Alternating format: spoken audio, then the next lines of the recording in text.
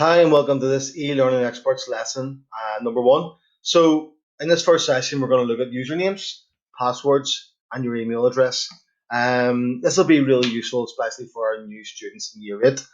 For a lot of the rest of us, we're kind of more experienced at logging into the different software platforms. So, this idea is just to give you a bit of a basic grounding and logging in. So, first off, logging in and creating a password. So, as you would expect, to use any of our online services, like my school, or to use our computers in school, you'll have to log in. For our new students, you'll use a username and password, and the username will be the same one you used at primary school. So, I'm sure you remember when you logged in, you had your name plus three numbers, and you'll use that same username when you arrive at school and whenever you want to log in online. The first time you log in school, also, you'll create a password, and that's what you'll use to log into my school. So, just a wee bit of advice on your password. This should be something that people shouldn't be able to guess. It should be something which is unique and memorable to you, and something which is going to keep your area and your sort of account secure. One more thing when you're logging in, whenever you're working online, the first thing you should always do is log into MySchool.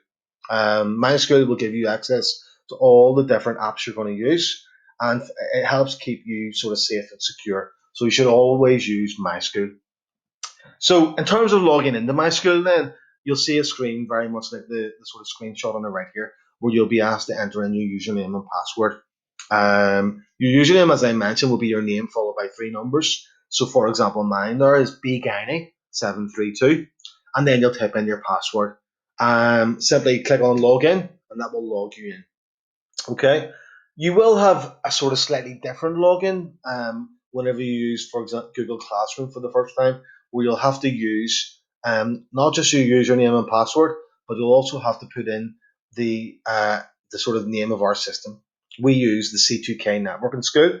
So as you can see from the screenshot, what it means is in the area where you put your username in, you'll put in C2KEN backslash and then your username and password.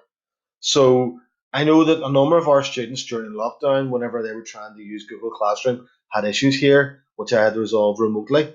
So maybe this will help you out with that. So just the first time you use Google Classroom, you'll put in C2KEN backslash and your username and then just your password as you would normally enter it. You will have to do this also whenever you're going to use Office 365.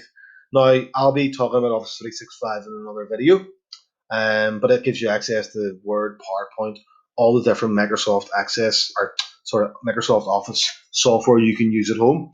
And again, the first time you use it, you'll have to put in our domain or our system, which is C2KEN. Okay, so that should be handy enough. Then the next thing I want you to be aware of is that every student in our school has an email address.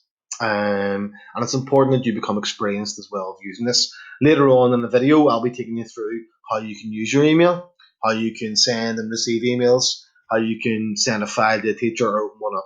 Okay.